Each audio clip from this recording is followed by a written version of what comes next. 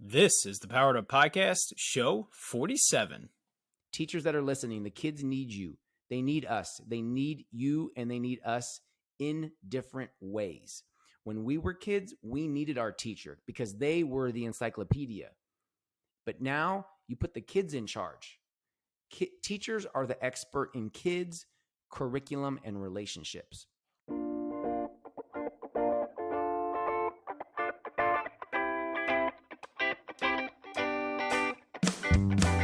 Welcome to a real-world education with insight and advice from teachers in the game, where current and former educators reveal what truly sets apart the great teachers and what it takes to make a positive impact on students. Whether you're in pre-service learning, new to the game, or a seasoned veteran, this is the show for you. You'll leave feeling inspired to take action because we are powering education by empowering you.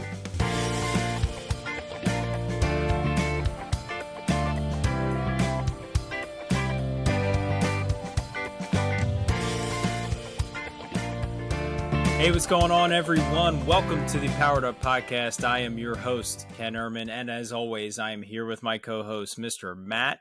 He needs some barriers, Rogers.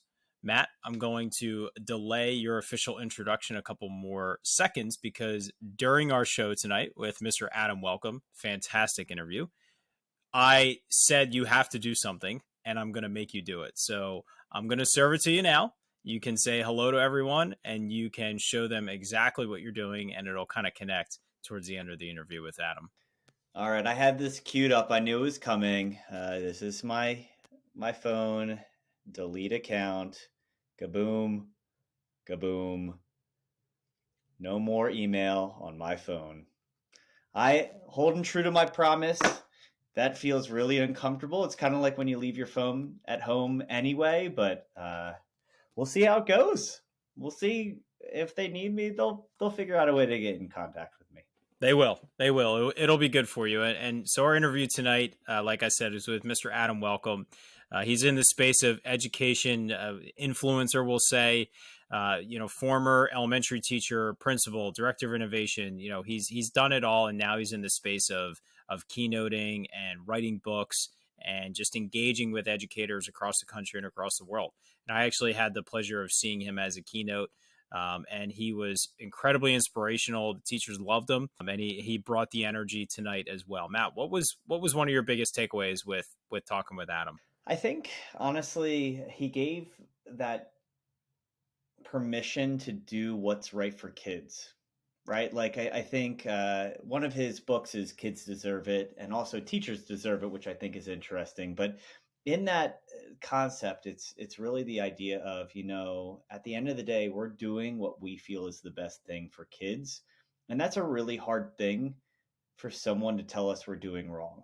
If in my heart I'm doing what I think is the best thing for my kids that show up every day and they're happy to come, then I'm obviously doing something right. And sometimes we need to worry less about all of the outside stressors and remember that we're taking care of little kids in their development of greatness. And that greatness is their future, what they want it to be, and creating an experience that leads into what we hoped to have as an impact on kids.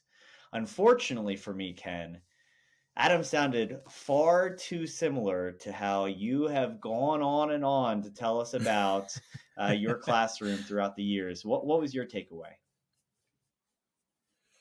So I'll say two things. I did connect with him on that level, even seeing him in the keynote, just his approach to the classroom and what he did and what he encourages others to do. It was something that, aligned with my passions. But I think early on in the interview, he talked about, I asked him, about being a teacher, and kids will remember how they felt in your classroom. And so as our listeners know, if they've tuned in multiple times, and for our new listeners, I'm an instructional coach now. I've left the classroom. So I've reduced my gigantic classroom down to a small desk space. And one of the things that I took with me was a gift from a student. And it says, we won't remember everything you taught us, but we'll remember how special you made us feel.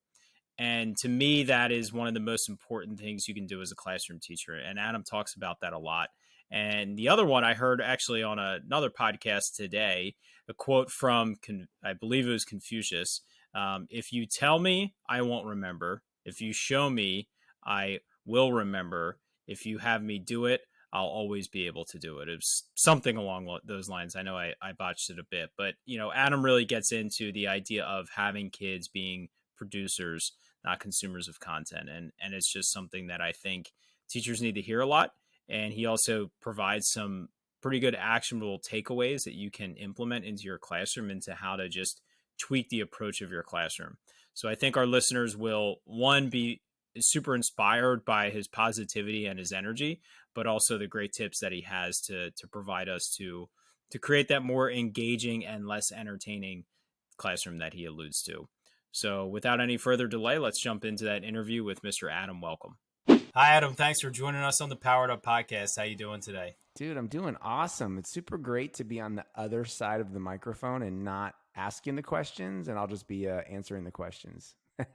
Yes, absolutely. So as you alluded to, you do host your own podcasts, I should say. I know it's multiple, but to kick things off, why don't you officially introduce yourself and share with our listeners where you're coming from and what your interesting and really inspiring journey in education has looked like so far. Yeah, I live in California. I'm about 30 minutes outside of San Francisco in the suburbs. Born and raised here. I was actually principal where I went to school as a kid, so I haven't gone too far. My principal used to smoke a pipe in the office when I was a kid. Maybe you guys remember that I'm only in my early 40s. That was not that long ago. And my dad was a school teacher. He taught second grade for about 35 years in the inner cities of the Bay Area. So I just kind of got into it naturally. Started off as a teacher, third, fourth, and fifth grade, was then an assistant principal, and then a director of innovation for a pretty large school district out here, about 35,000 students, 50 schools. And, like we were talking about before the show, I've been podcasting, honestly, for like 10 years.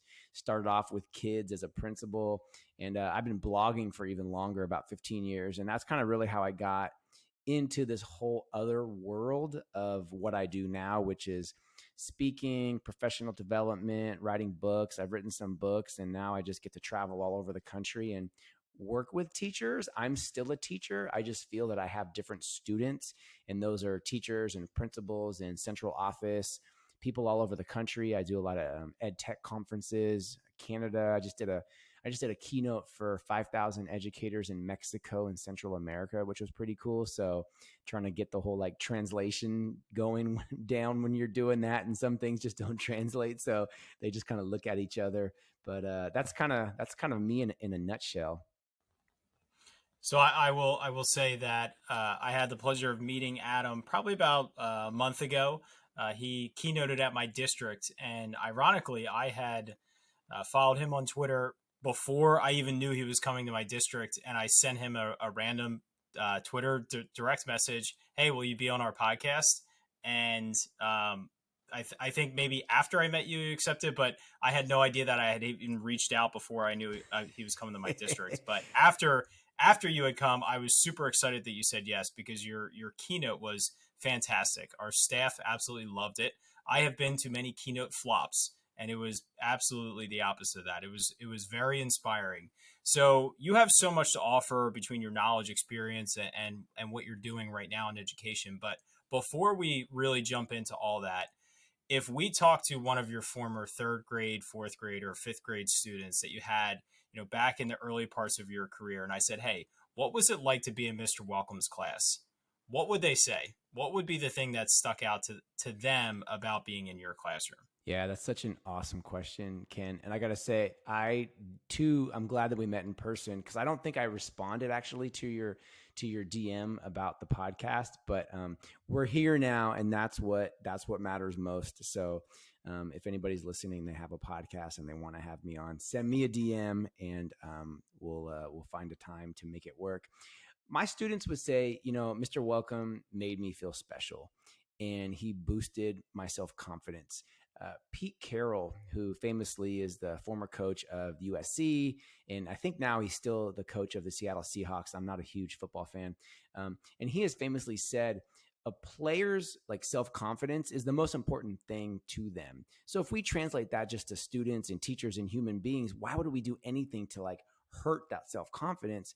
And I feel like I'm actually still in touch. I'm Facebook friends or Instagram friends with some of my students that, have graduated from UCLA and NYU and done all these things. And it's funny to say like, hey, what do you remember about those years? And they're like, we had fun and you made us feel special and we did things that were different. And that's really what's kind of led my entire life and especially my career as an educator is just doing things that kids like to do that are different, that give them opportunities to explore, be innovative, fail. And we as the adults are there the entire time, boosting them up, asking questions, pushing them, telling them, yes, try it again. Even if it didn't work, try it again, because that's life. And if we don't give our students those opportunities to try these things when they're with us, how the heck can we expect them to do that when they're 18, 19, 20, or 35 years old and they have this new job or this new career and they've never had the opportunity to try things or be innovative or fail or gosh, there is no answer for this. Like we have to come up with a solution. To me, that's super powerful. And I would hope that my former students and even former colleagues that I've worked with or teachers of mine when I was leading a school or a principal would say that. So that's probably what I hope they would say. I think at the end of the day, I mean, that impact is really what we're going for. And it's awesome to see. I kind of followed you and honestly followed a hashtag associated with one of your books, Kids Deserve It, and have included posts in the past without actually recognizing that it was directly associated necessarily to your mission. It was just like this is just a great hashtag for educators and educators doing things in the benefit of kids. And I think when looking at some of the resources before the podcast, I just found even in the books that you've written and the topics that you've keynoted on, it just seems like the topics you cover are the areas in education where we need someone to give us all a boost. And just looking through your books, specifically on Kids Deserve It, Teachers Deserve It, and then also specifically empowering our girls and what that looks like. These are three areas, and I love the teacher side of things. I'm sure, I'm assuming Kids Deserve It came first, and then Teachers Deserve It. Both of those are really important, obvious parts of education. I'm just taking a guess. The Kids Deserve It really is in the perspective of as an educator and how we put effort in and it trickles down, whereas the Teachers Deserve It is more from an administrative, how do you support teachers, or could you clarify that for us? Yeah, so Kids Deserve It was my first book, came out 5 years ago in 2016. It just kind of honestly happened by accident. I never aspired to be an author. I just had blogged and blogged and blogged, and my co-author and I connected at a principal conference, and we started Kids Deserve It. Had no thoughts of writing a book. We just wanted to change the world, and we wanted to put a positive impact out there in the world for teachers and principals. And yeah, Kids Deserve It is basic. Just do what's best for kids. Be awesome for kids. Stop making excuses. Try something new. Teachers Deserve It. That came out last year. I wrote that last year with Ray Hewart, who's a math teacher, middle school math teacher in Illinois. And you're right, Matt. It does have a lens of what can leadership do? What can central office do? And it also lends itself to what can teachers do for themselves as an advocate? I always say complaining is not a strategy. And my daughter the other day after soccer practice was complaining. And I said, Greta, I don't want to hear it unless you're going to do something about it, because just complaining, it doesn't get us anywhere. Let's be action oriented. And that's really the lens that it takes in that book. There's a lot of amazing things happening in education, and we all know there are a lot of gaps that need to be filled in. And we talk about those, and we talk about some ideas about how to move forward and fill in some of those gaps so teachers, all educators, can get more for themselves and for their community. So I feel like you were probably serving this role as a teacher, and I know Matt has. And when I started in my position teaching fifth grade, I felt like very early on, I just had a vision for creativity or just wanting to, like you said, make kids feel special and do things different, make things as fun as possible, but also, hit the standards, hit those goals, hit those objectives that, we're required to do in my district is, expecting and paying me to do so. And after a few years, I realized that the more I tried to innovate, the more I tried to become creative, kids loved my class more. They were more inspired, more motivated.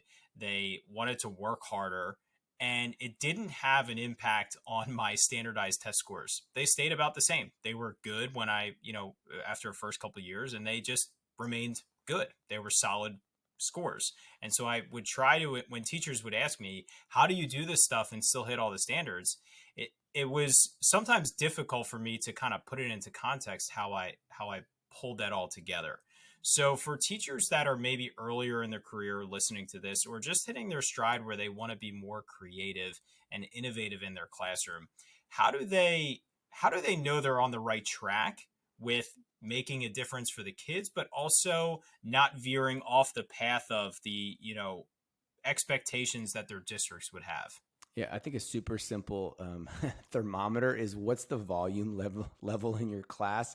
People always say, "Oh, a quiet class." I'm like, no, learning is not quiet. Discovery is not quiet. All right, here's where I go to. My favorite class in high school. I was a great student all through elementary school, and then once middle school started, Adam just went on the downslide. I almost did not graduate from high school. I didn't know until literally the 2 days before graduation that I was going to graduate. I was intellectually capable. I was just a disengaged learner. So my favorite class was auto shop.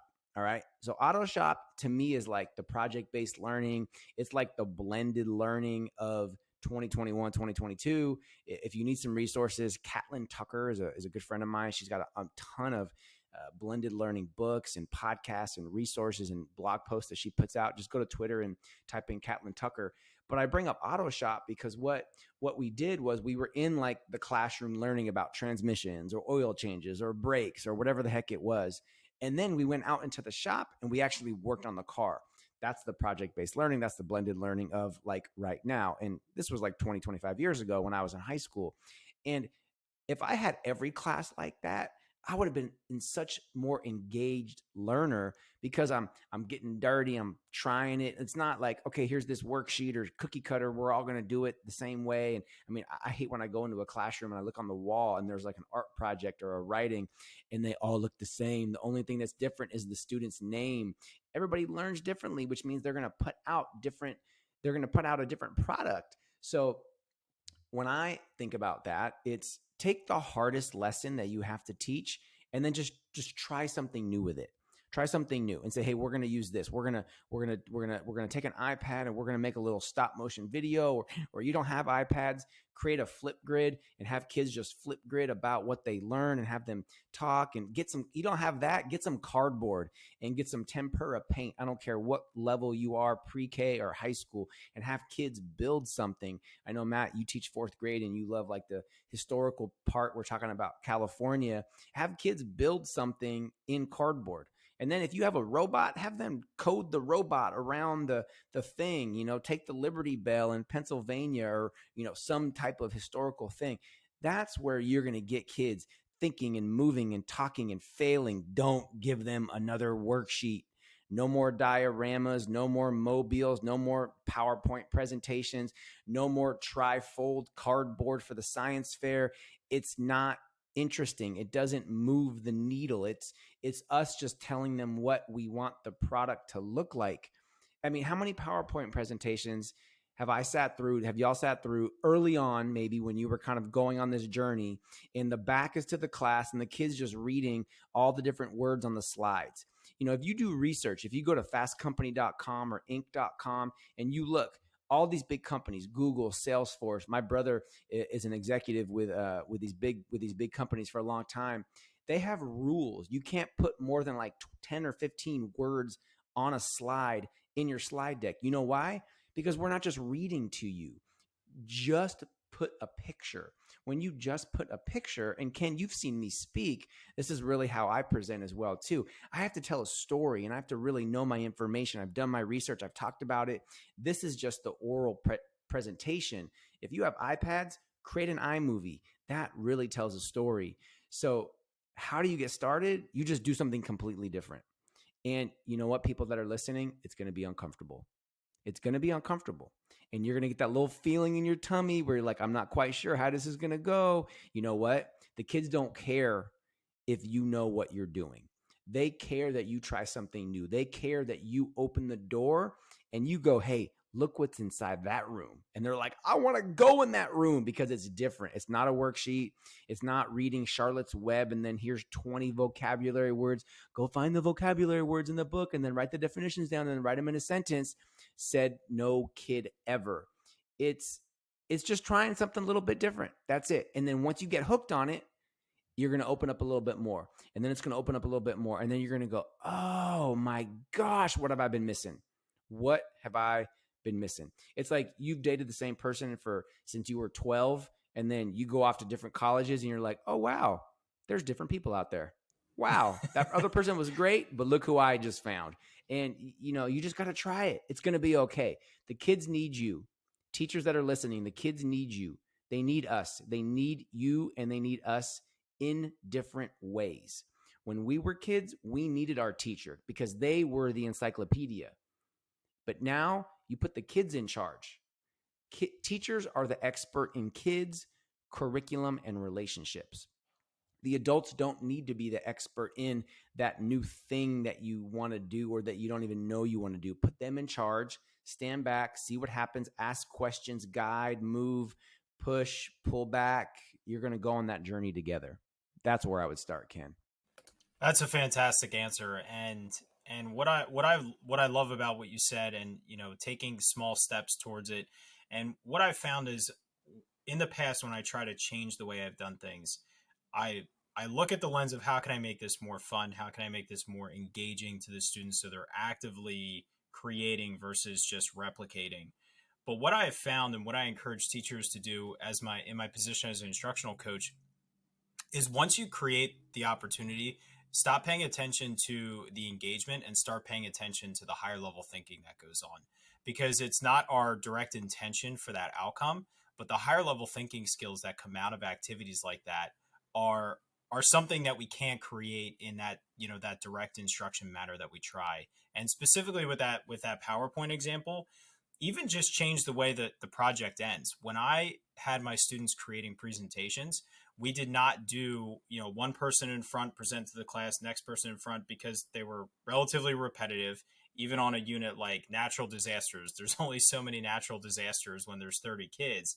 And so I actually set them all up to have like a sales booth, and they had to stand there. I invited other classes in and their parents in. And I said, you have to stand there, you have to present your material, but you can't present it by a script because you might be talking about slide 5 when 3 people walk up to you. So you need to understand your information and deliver key points and be able to answer questions, because I told them very few people present in front of large audiences. Most people are going to stand in a sales expo and have to talk on their feet and, kind of pivot and move as people ask them questions, or someone might walk up to you and just stare at you and wait for you to start talking. And you have to know where to start and where to take that conversation. So, it doesn't always have to be drastic changes. It can be small tweaks in the way that we deliver that. Well, Matt, I know that. Here's Go ahead, Adam, please. Here's a simple thing to do. Teachers, if Google or Alexa or Google Home or whatever can answer the question that you're asking your students, you need to ask them more challenging questions. So if you teach 5th grade, my daughter's in 5th grade, she came home and she's like, oh, I got to learn my states and capitals. I'm like, what a waste of time. And my wife's like, don't say that to her. I'm like, why does she need to know the capital? Who knows the capital of California? Nobody goes to Sacramento. If you come to California, you go to San Francisco or you go to Los Angeles. You go to Sacramento if you're a Kings fan, basketball team, or you want to learn about the gold rush, and talking about higher order thinking, Ken, learning the states and capitals or memorizing them, that's like a depth of knowledge 1. It's just memorization. What I want to know is, why is Sacramento the capital? I'm going to tell you what the answer is. I want you to find out why it is. Oh, you know why? There's a river there. What's the capital of Pennsylvania? Is it Harrisburg? Yes. Okay, I don't know why I know that. I just pulled that out. I've never flown into Harrisburg. Nobody's going to fly into Harrisburg. Is there a river going through Harrisburg, guys? Yes, there is. Ding, ding, ding, ding, ding. We just upped that depth of knowledge to 2.5. I'm going to triangulate. Okay, commonality. Why are there rivers going through these two states? And then I'm going to pick another one. And then that's going to raise that up. So if you're just asking these basic questions, I mean, just stop wasting kids' time and stop wasting your time, because you could be doing way more fun things that are going to prepare them for the world that they're living in. We don't need consumers. We need creators and problem solvers. I think that really sums it up. And I think, honestly, we've had conversations, Ken and I, and I'm sure, Adam, you have as well, about the idea of today's kids being different prepared, different in many ways than how we grew up. And we are a product of the environment we grew up in. And so many of us grew up in rote memorization environments. That was education. You know what? You had to learn these things. And it's kind of transitioning to an acquisition-based learning. What information do I need to acquire to be able to use it in those higher level thinking or those prove-its? I guess when you were talking about creativity and the possibility of providing kids the chances to take it in their own direction, we have all, as educators, created too rigid of guidelines and a rubric that we provide one example and all the kids mimic it, or the rubric is too narrow that the kids essentially end up making the same product, even if they haven't seen one. And we've also had projects that are way too wide open, that maybe the objectives were great, but they were just not structured enough. When talking about bringing creativity into your classroom, or when you talk to educators, what is the structure that you kind of suggest to find that nice balance between, I don't want my creativity to just be summative. Look at all this traditional learning I've done, and I'm just going to kind of put a nice bow on it at the end. But how do you structure it that you feel like you get the best bang of the buck of quality of product, creativity, and really the intrinsic motivation? Yeah, I mean, I think modeling is super important. When I was a principal, I mean, I feel like the teachers that were at my school were creative and innovative because I showed them that you can be, you should be, and well, actually you have to be, because I'm the principal and I'm telling you that, like, this is what we're going to do at our school because it's way more fun. Kids love it. Parents love it. Our discipline was like nil because kids were too busy actually to even get in trouble. I mean, if you think about it, right? Like, you go into a class that's working on a project and they're moving and building and coloring, and you're like, yo, like, this is it right here. I don't know who has an IEP. I don't know who's an English learner. I don't know who's got a behavior plan, because they're too busy to get in trouble. And I mean, when I think about, to answer your question, I always like to, I like to show examples. I love showing videos, and not necessarily even like in the education space. Again, like, so Ken has seen me speak. I show videos and give examples that aren't even education related. And I think that's important because you learn from different areas and different avenues and different people. And I don't have like a specific example to give you, Matt, but just have creative things and talk and do different things. When you change something, it actually changes the brain. And I haven't done the research. I don't have a doctorate and I'm never going to get one. But when I I haven't been a principal for a few years, but I do sub principal jobs. Last year, I was a substitute principal for 7 months. I just finished a 3-week substitute principal job. There's a teacher shortage. There's also a principal shortage. So I help out in local districts, when I'm home, when I'm not traveling. And at this school, 25 different languages. It was amazing. 800 kids, K-5. They hadn't had a principal all year long. It was just all these subs. They had trouble hiring somebody. And it was so interesting because I knew the staff, I knew the school, and I started like doing things different. You change where you stand, you change where you park your car, you change how you talk, you change what they know of what a principal does. And what that does, that changes the staff, which in turn changes the kids, because now there's a different expectation. It's like adding a new spice to dinner. My kids will eat the soup and they go, whoa, what's this? I didn't know food could taste like this. I didn't know Anthony Bourdain, the late great Anthony Bourdain. I read his first book, Kitchen Confidential, like 20 years ago, before he had that TV show and everything. And I remember he said his pivotal moment in his life when he knew he wanted to be a chef was when he ate soup and it was cold, because we are conditioned like soup is hot. Like we eat soup in the wintertime because it warms our stomach, but he ate cold soup. So we have to give those experiences, leaders listening to your teachers listening to your students, because you can't just go, okay, we're going to be creative and everyone put your creative thinking cap on, and like it just doesn't work, right? You got to give them things to help them think differently. I hope that makes sense, but basically don't overthink it and don't complicate it. Adults are really good at messing up a really good idea because we complicate it when we should keep it simple. So don't overthink it. Don't create a PowerPoint presentation with your grade level or your department or the people you work with. Just open the door a little bit and look through, and then add a little spice, and then do a little this and do a little that, and then see where it goes. It's going to change how people think and how creative they are, and they're innovative. And then they're going to start coming to you with like, hey, I was thinking, can I do this? And you're like, and you just reel them in. You hooked them. You got them.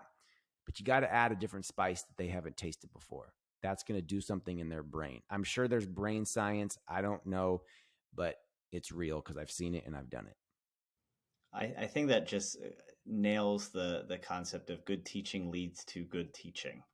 I mean, the outcome that you get when you teach in an innovative way that piques kids' interests, kind of, as you mentioned, negates all of the need for behavior management. I shouldn't say all of it, but realistically, if the kids want to be part of it, yeah, it's usually the behaviors are because they're bored, because it's not going fast enough for them, or not interesting enough, or it's too challenging.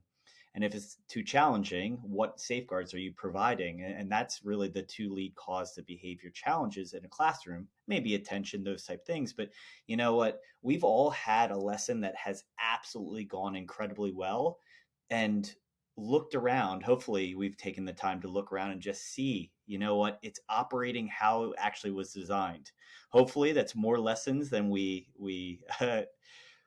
most of us get to experience, right? Like we want that to be the case when we sit down and write a lesson plan for something. But at the end of the day, when you are trying something new, and honestly, the vulnerability is a huge portion too. I think we struggle all as educators as the control aspect, and we want to, our inherent nature is to be leading the classroom and having the students as followers, again, because that's what we grew up with. And this science and the research and honestly the proof of what we see in our classroom is that's not necessarily the truth. At the end of the day, what the kids need and how they learn is by being involved, like you were saying, in the auto shop. You know what, we took what we learned directly and physically put it into practice. And you know what, that might be difficult to do with this ELA skill or this math skill, but you know what, acting it out or doing different instructional methods that do tap into the kids' own view of things is what leads in the end to success. Well, it's, Matt, it's a control factor. People are in control and they don't want to give up the control. And what I tell people is, teachers listening right now, in your classroom, do as little as possible. Do as little as possible. And some people are like, yo, I got my observation, I got my evaluation. That's not what I'm saying. In your classroom, do as little as possible. So think, should I be doing this, or can I have a student do this? And go, yeah, you know what, Ken, you're going to be in charge of this. And then Matt, whatever it may be. And then the next question you should ask, should nobody be doing this? And that's how you get rid of so many things that you've just been doing. It's like wallpaper. Thankfully, wallpaper is not really a thing in our era. It was more like the 70s before we were born. But y'all have seen wallpaper probably in your grandparents' house or like a great aunt. And then and And what happened was people put wallpaper on. It's really easy to put wallpaper on. It's really hard to take wallpaper off. So what people do is they just put another layer of wallpaper, then another layer, another layer, another layer. And then you go by the house and, we're trying to like, hey, can you help me take the wallpaper off, Ken? You're like, sure. You take one layer off. You're like, oh my God, there's another layer. You keep doing it. It's a whole mess. You got like 10 layers. You don't even know what the wall looks like originally. So just start taking off wallpaper. Do as little as possible. Just stop. See what happens. I'm convinced, like, if you get a robot and you just put it into a classroom and you put an iPad in there, I guarantee you those second graders are going to walk in there and they're going to look at it. They're going to pick it up. Kids know how to like turn on Bluetooth, because kids nowadays, they just know what Bluetooth is. Like, we didn't know what the heck that was when we were kids because it wasn't around. And then they're going to figure out how to code or drive the robot. They need us. They need us in different ways. And it's letting go of our ego. It's letting go of control. I mean, there's that song from the first Frozen movie, Let It Go, let it go. People just let it go. It's okay. But it's so hard. It's so hard, not just for educators, it's hard for humans. I think because people want to be wanted. Matt, you talked about that. People want to feel special. You know what? I want to feel special in different ways for doing like the coolest thing that's going to open up a new opportunity and create a new thing, and not just go, oh, hey, look at this packet of worksheets and whatever it is. So let it go. Do as little as possible. You're going to find higher order thinking things to do with the time that you were doing the other things with. You're going to fill your time. We all know that. You just got to back off and see what the kids can do. Matt, now you know why I like this guy so much. Adam, you are describing the thing that I was probably most passionate about with student-centered learning. And my friends, like my education friends like Matt and some of the other people we've done professional development and events with, like to tease me that I do absolutely nothing in my classroom because my students do everything, to the point of like managing the entire job system and like the economic system that was connected to the student jobs. And when you were talking about, you have to change someone's perspective, you have to change their brain. When I started looking at how can I do it more with my students quickly, how can I get them to realize that this experience is going to be different? So before I share that, teachers talk about doing a flipped classroom, and I used it for a time. I kind of modified it after using it for a little bit, but I told anyone I worked with, I told them, if you're going to do this flipped classroom idea where students are watching lessons at home, your class has to be different every day. Because otherwise, if they come into the same thing, they're not going to watch the video at home because you're not changing their perspective or changing the way it operates. One year I wanted to do a flexible classroom, and so I literally left all 30 desks and chairs piled in the center of my room for when the kids showed up on the first day of school. I changed their brain that day. They knew that it was going to be a different experience. The parents at back to school night 2 days before that knew it was going to be a different experience for their kids as well. It feels like it takes a lot when you hear these different ideas of, putting a robot in the center of the room or not setting up desks or these different things. It feels like it takes a lot, but it really doesn't when you, like you said, let it go. Just let them see what they can do. Trust your kids. They can do so much more than we give them credit for, but we have to give them the opportunity to do it. I was working with a high school teacher. If we go ahead, please. If we step out of the work that we do in schools and we think about the world, why do schools exist? Schools exist so we, the adults that chose education as our profession, can just go do awesome things for kids. And it's also, I'm a parent. I have 2 kids. My goal with my wife is to get our kids ready for the world. I want my kids to hang out with us when they're 25 and 30 and 40, but I want them to not need us. I want them just to come over for dinner and hang out and Sunday dinners and all that stuff. So schools, I feel for so long, and I think still, yes, school districts that I work with, they have a whole portrait of a graduate and what would a graduate want to look like from this school district and whatever. But teachers, you need to think, like, you're not just here. Your classroom is not just the only ecosystem. You got to think about the world, and it's a new economy with new jobs. Pre-COVID, heck, post-COVID, even more so, you got people that are working for companies that are never going to go to the office, and their offices are in a different country. Like, talk about mind blown. What are you doing in your classroom, in your space, with your limited time with your students that is getting them ready for that? In addition, social, emotional, boosting their self-confidence, having fun. I get all of that. But gosh, if we're not getting our kids ready, we're failing them. Our schools cannot go out of business, but they cannot get our kids ready for the world that they're living in. Because again, our experience, Matt, you said it, it's not going to get our kids ready. The same thing that we've always been doing will not get our kids ready. Different, innovative, even trying it a little bit, that will get our kids even more ready for whatever job they're going to have in 5, 10, 15, 25 years. I mean, I'm 42 years old. I've had 6 jobs in the 12 years that I've been married to my wife. Like, that is the economy, and I'm just like this entrepreneur kind of educator guy now because because it's a different world. And we have to open those doors. I mean, kids deserve it. I mean, it's more fun, teachers. It's not just about the kids. It's about it's more fun. Oh my God. When you look at them and like when I look at my kids and they're having fun, I'm having fun as a parent. If my kids are miserable, I'm miserable. I'm like, honey, what are we doing wrong? And the same thing in the classroom. You're talking to your grade level or your department chair and just look at your kids. Do they look excited or do they look bored? I don't want bored. I mean, yes, sometimes there's something. All right, you kids, we got to learn this. Buckle up. It's 30 minutes. We're going to get through fractions with unlike denominators. It's boring. It sucks. You're never going to use it in your life, but we got to teach it. Okay, cool. Thank you. And by the way, you're never going to need to know how to add fractions with unlike denominators. But very soon, we're going to get to the stuff that's really going to prepare you. It's going to prepare you for a different world that you're growing up in. All right, so I have a challenge question for both of you guys, and I don't know who wants to jump in first. I know Ken. So Adam, to be upfront, actually through this podcast, I've learned, I think that's the first step in recovery. I've learned that I love to provide content and then allow my kids to show their learning in creative ways.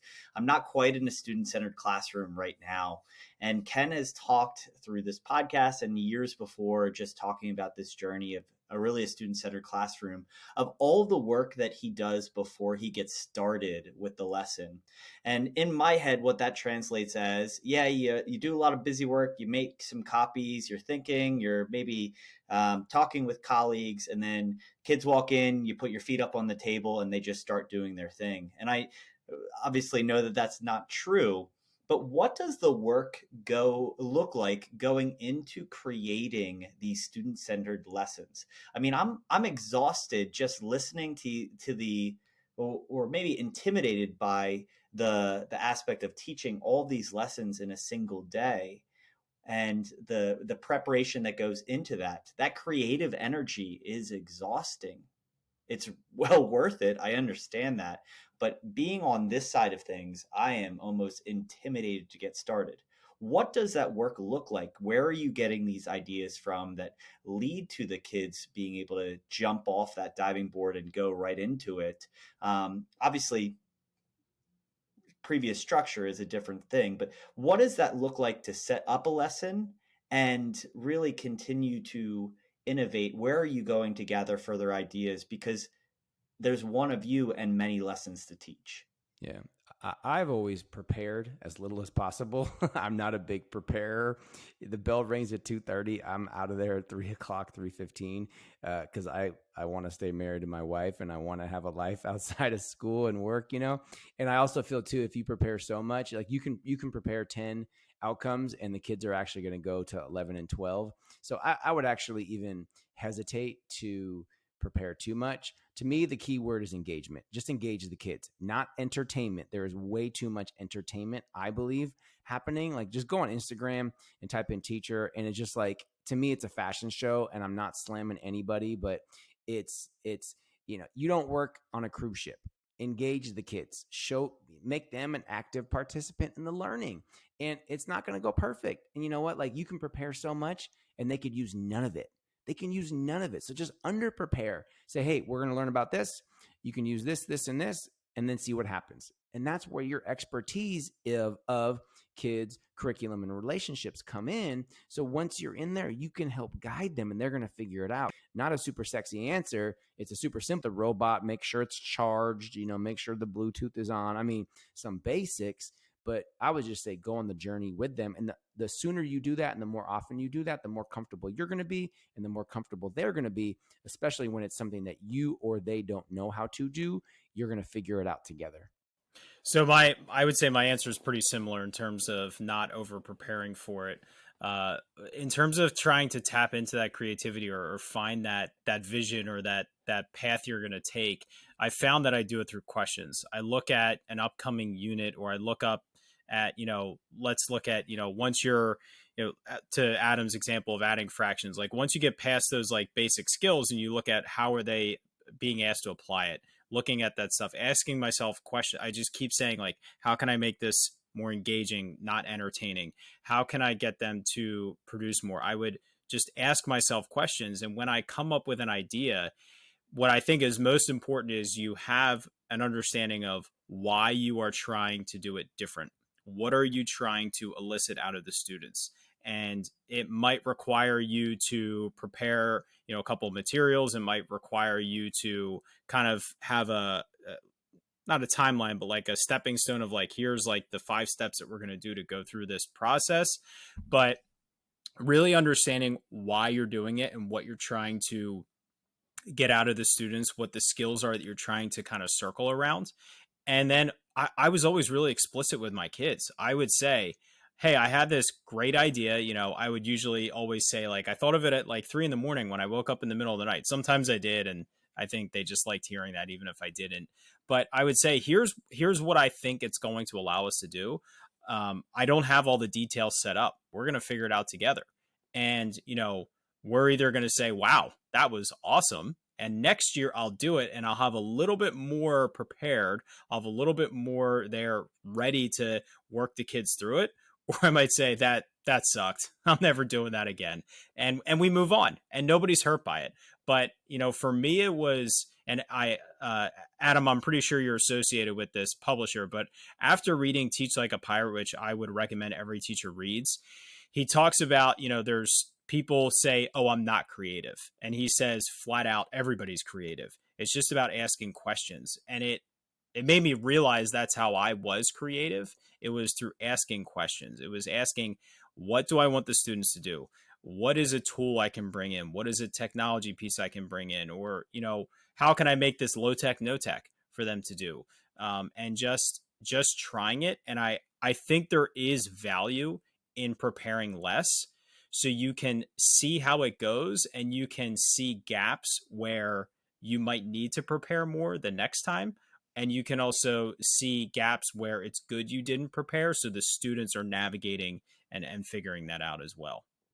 That seems to make sense. And honestly, I think what sticks with me out of that the most is, your effort is the engagement with kids in the experience. It's not necessarily driving, but it's, okay, what do we need in this exact moment in order to continue driving forward? We have plenty of resources available to us. And I think that's the hard part. Adam, I am in a constant battle with newer curriculum that, what has some really good teaching integrated into it in theory. Obviously, to just throw innovative teaching practices into new curriculum doesn't always translate. It's kind of a round peg in a square hole. That's not how you would say that at all. But the challenge that I see in that is someone feeling like they lose track of the curriculum, lose track of the learning, or the scope and sequence gets way too big, that it gets carried away. And in theory, it's a great idea to have it applicable to content. Obviously, the empathy side of things, which we try to pull in more and more. That's a huge push recently of how can we actually make a difference. It really leads to a meaningful learning experience when we're actively doing it and supporting kids in that journey. Yeah, Matt, if I could cut you off or jump on that. And Adam, you alluded to this earlier about like, a something happen as a summative project at the end versus the learning experience. I was in a conversation just recently where they were talking about in a personal finance class, like having the kids either investigate or set up or do something with cell phone plans where they're trying to figure out the best plan or, how does the cost work? And they talked about like, that'll be the project that they get to at the end of the unit. And I just said, well, why don't they just do that as the unit? Like, I think, and Adam, I'd love your opinion on this. I feel like teachers sometimes feel like there's not enough time to get to the creation part for the students because they feel like they have to get through the whole unit first. Yeah, and I mean, I would say that's kind of up to your leader. I always just gave my teachers permission to just, yeah, go ahead, it's all good. And kind of like what you said at the beginning, Ken, your test scores didn't change too much, and I'm cool with that. I mean, my thing is, I'd rather do these things that we're talking about, and test scores stay the same, but at least give the kids the exposure to thinking creatively and innovatively and differently rather than not doing it and having the test score stay the same or maybe just go up a little bit. But it goes back to that project-based learning and blended learning. If you're not doing that, then you're only doing one thing at a time, where you can teach 3 to 4 standards at a time when you have that open-ended type of model. It's just more fun. And, for a great resource, go to edutopia.org. It's George Lucas's, the Star Wars guy. It's his nonprofit education foundation. Awesome articles. They have a really great YouTube channel, like 3 to 5 minute videos on what is blended learning or what is Genius Hour. And you're like, oh, I can do that. And I can do that for 20 minutes. I'm not talking about doing the same thing for an entire week or an entire period. Actually, don't do that. Try it for 20 minutes. Just kind of give them a little bit of taste. It's like the soup with the new spice. I'm going to give them a little taste with a teaspoon out of the pot on the stove. And they're like, dang, I want more of that. And that's where you want them coming back for more, not you trying to push more on them. So really, like I said before, think big, act small, do it for 5 minutes, 20 minutes, do it with 5 students. The rest of the class is going to be like, what's going on over there? I want some of that. And then, or open your door. Other teachers are going to be like, what's going on in Mr. Rogers' class? They're going to like poke their head in. He's like, yo, Matt, what are you doing? They're like, oh, dude, come check this out. I'm glad you walked by. And then that just hooks them in a different way. And then everybody's on the train going to the party because it's more fun than sitting around with the lights off doing a worksheet. Yeah, definitely. And I'm glad you said about just do it for 20 minutes. You have to, if you want your kids to be working, much harder, frankly, when they're in that type of atmosphere, being creative, you have to build their capacity for it. Just like, basic independent reading. You can't ask a third grader at the beginning of the year to sit down and read for 30 minutes. We build their capacity to independently read on their own, just for that, start at 5 minutes, next week it's 7 minutes. And you build that capacity for yourself and for others and for your students. So I think that's super important. So I want to jump into our segment of the show that we do with all of our guests, the same 4 questions that we ask every guest every week, called the exit ticket. So question number 1, what is the best thing a teacher can do to make a student's school experience better? Find them doing something amazing and then call their parent and tell them the amazing thing that they did. Every student deserves a positive phone call home every single year. And what's going to happen is, because I do this all the time, somebody's going to call the parent and the parent's going to answer the phone. And the first reaction they're going to get is, uh-oh, what did they do? They're in trouble. And if parents have that initial reaction, that means as a school, you're not calling home for positive reasons, or you're not calling home enough. Set the standard of when the school calls, especially high school, because I'll bet you when a high school parent, they see that number, they're like, oh, I'm not even going to answer. Elementary, they answer because they think, oh my God, they hurt their arm or whatever. But just call a student, call a positive phone call. And it's so simple. It takes 30 seconds. It takes 2 minutes, and just celebrate kids because they're going to work harder for you, the parents and the students, when you take the time to do that. We have never had an Totally. answer like that for that one, and that was a fantastic answer. I love that. Yeah, absolutely. Adam, you've been around plenty of great educators and influencers in education, but I'm going to make it boil down the best advice you've received. It could be from a colleague, a supervisor, or a student. What does it sound like? Oh my God, the best advice. The best advice. Oh my God, I've gotten so much advice. I think the best advice was probably from my dad. My dad, like I said, taught second grade for 35 years. He passed away 10 years ago from cancer. So I miss my dad terribly, as people can imagine who have lost a parent, especially earlier in their life. And he always told me, Adam, don't care what other people think. You do what you want and you do what you feel is right.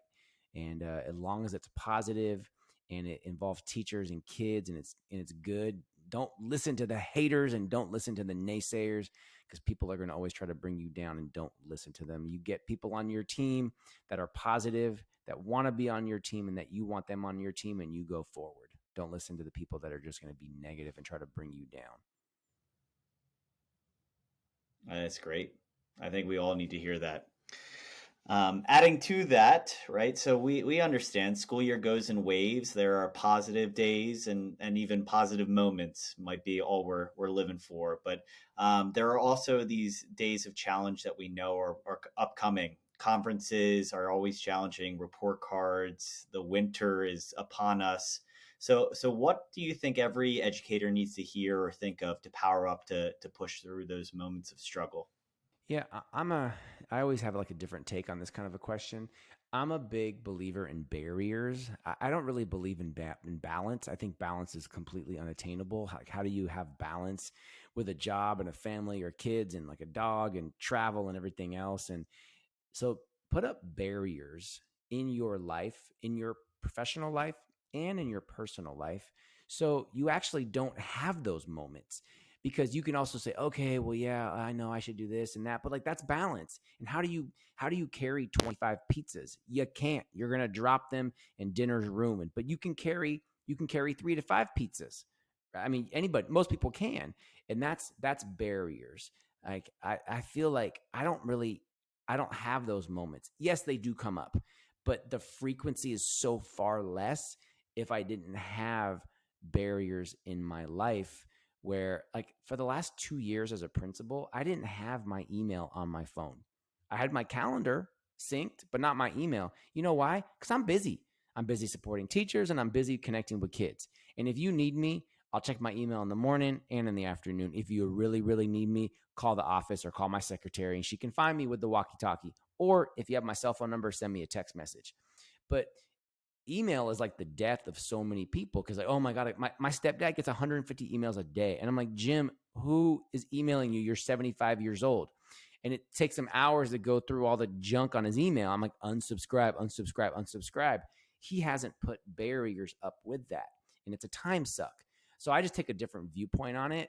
Forget balance, and also too, like that question, I just don't even see. It's kind of like the question of like, oh, how do you have difficult conversations with people? I don't think conversations are difficult. They're difficult because we say they're difficult and we make them difficult. If I'm the principal and Matt, I need to give you feedback.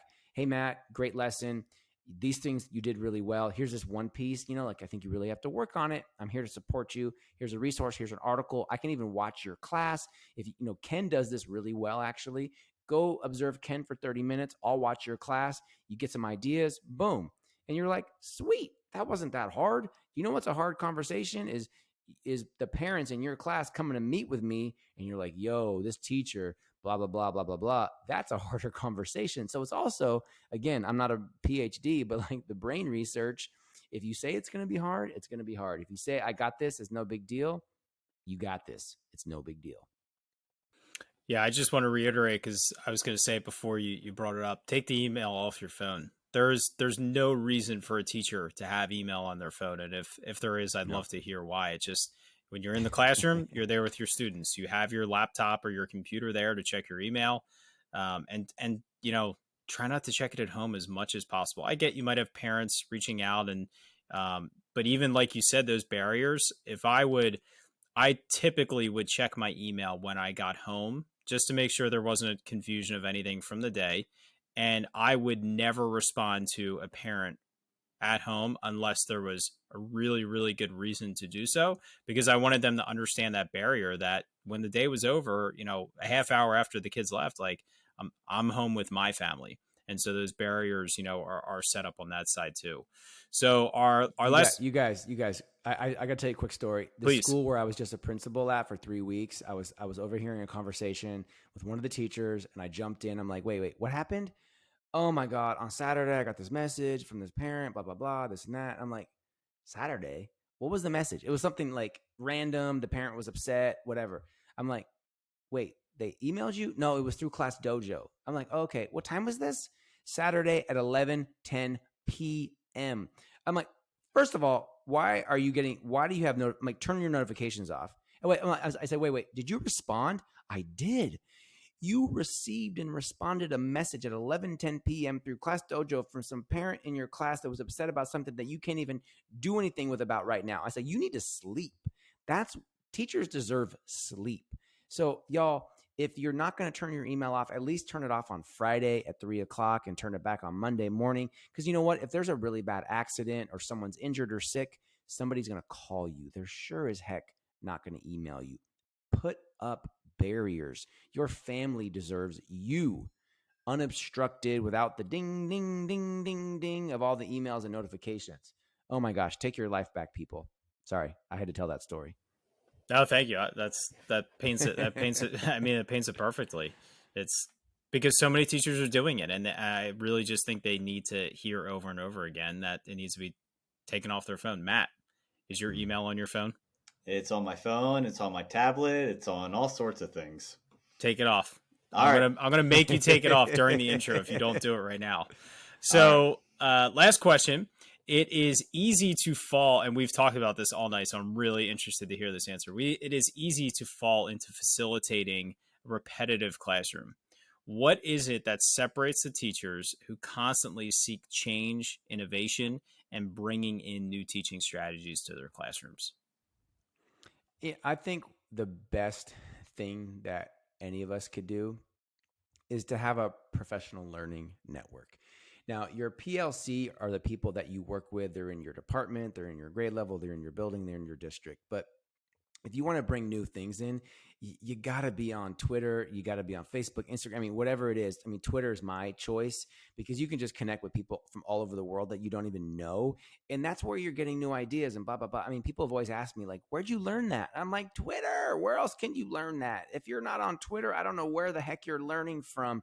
Every single day, the Pope is on Twitter. The Dalai Lama is on Twitter. I mean, my mom's on Twitter.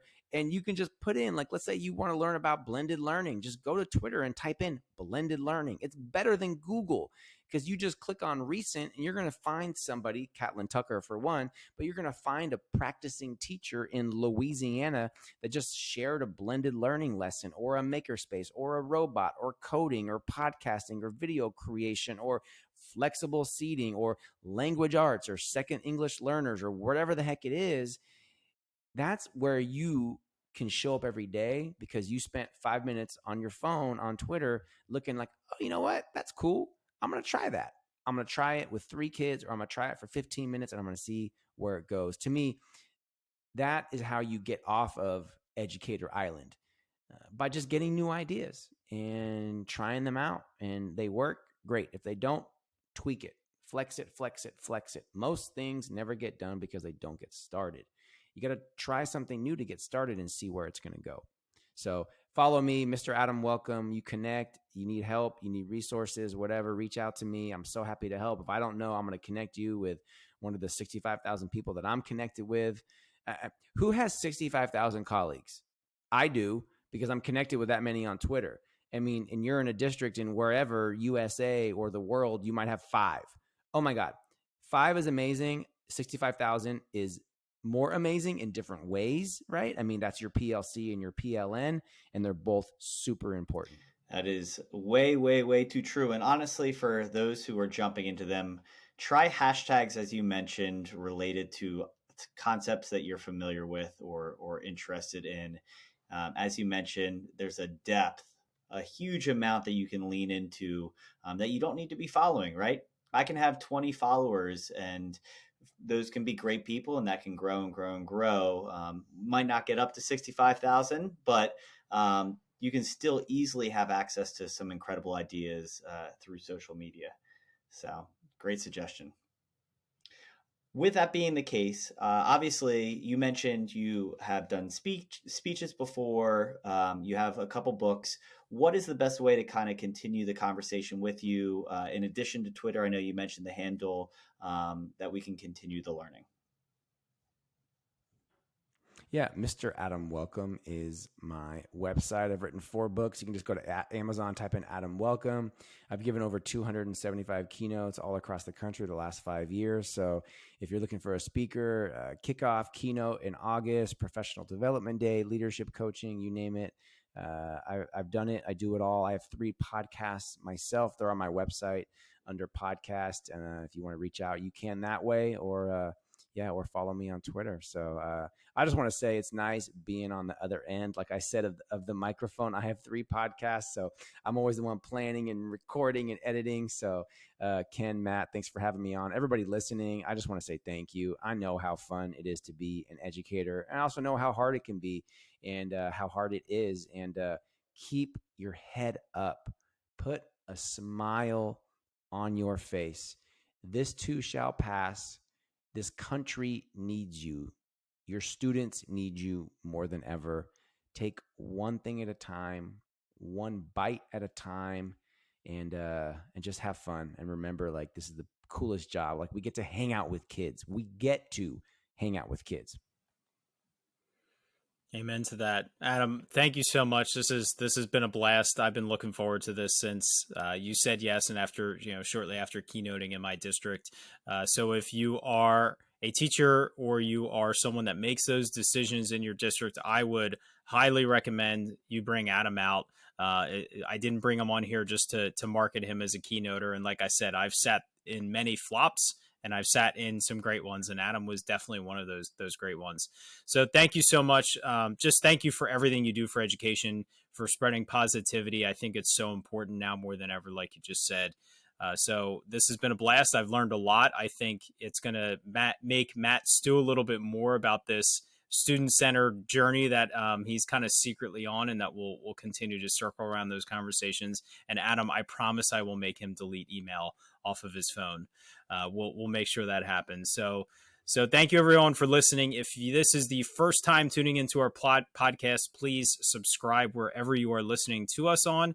Please leave us a rating and review on Apple Podcasts if you have not already. And you can also find us on YouTube if you prefer to watch it instead of just listening to it through your podcast app. So please subscribe, join us. We have great conversations every week with amazing educators, and we just want to continue to empower educators to feel more positive and to feel better about what they're doing in the classroom and learn some tips along the way. So Matt, why don't you shut us down and take us out of here? All right. As we powered down this episode, Adam, you've left us feeling powered up. No big surprise there. We were preparing for this, and you really delivered. So thanks again. As Ken said, you're doing some incredible things, and so are you, listeners. Every day you have a chance to make a difference in kids' lives, and keep crushing it. So we will talk to you next week, and looking forward to the next conversation.